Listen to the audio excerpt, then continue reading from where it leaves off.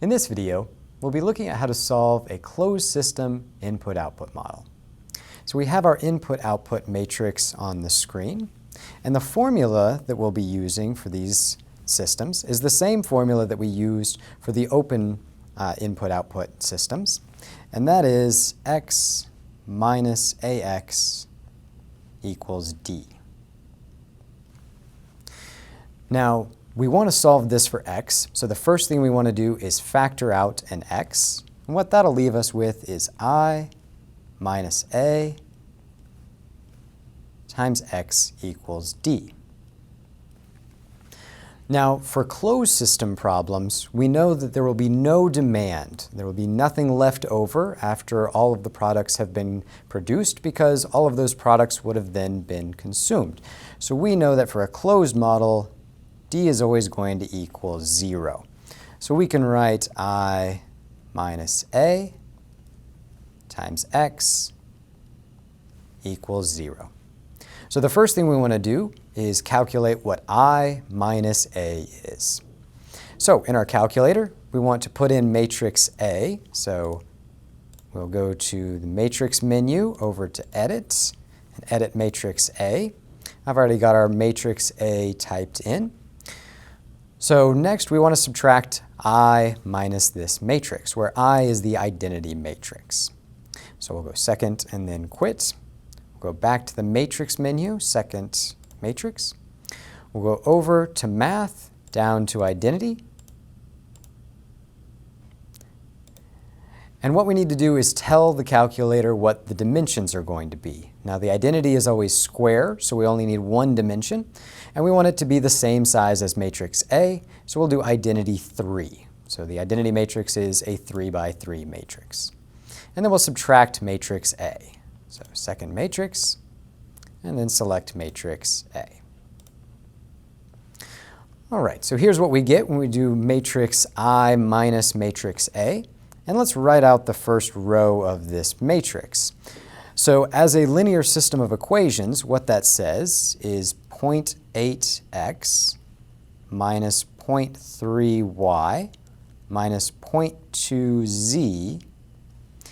But there's no equal to, so this is only the left-hand side of our system of linear equations. So what we need to go in and do is add in what this is equal to. And we know that it's equal to 0 because of our earlier equation.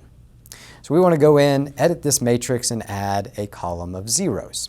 So the way we can do that really easily is first store this matrix. So we'll hit the Store button down by the bottom left. And then we'll select a matrix to store it in. So I'll store it in matrix B. And so now we want to go in and edit that matrix.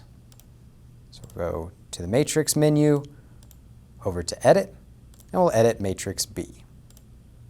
So we want to add a fourth column to this matrix. So we'll make it a 3 by 4 matrix.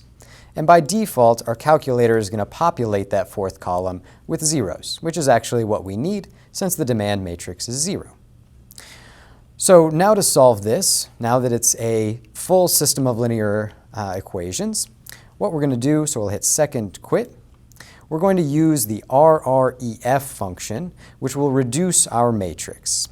So we'll go to second matrix, over to math, and then we want to go to RREF. And then we'll select our matrix B and hit enter.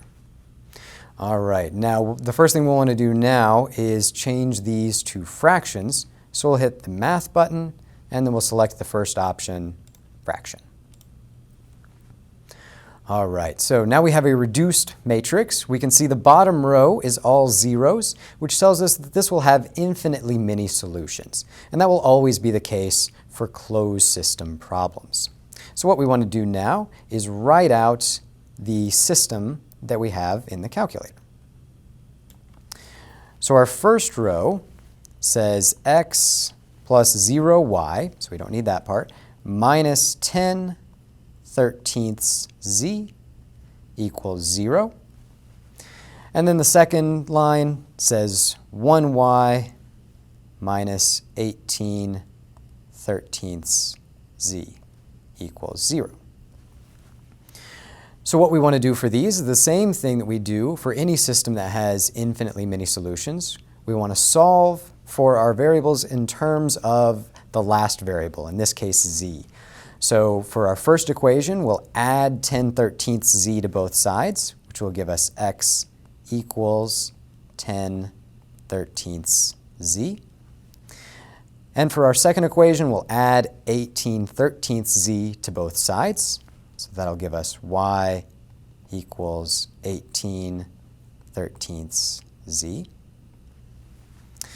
And the way you're used to writing these out for an infinite system is like so. We would write 10/13 z, comma 18/13 z, comma z.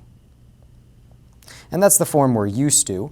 The way we're going to answer these problems is slightly different, but it's going to be the exact same answer.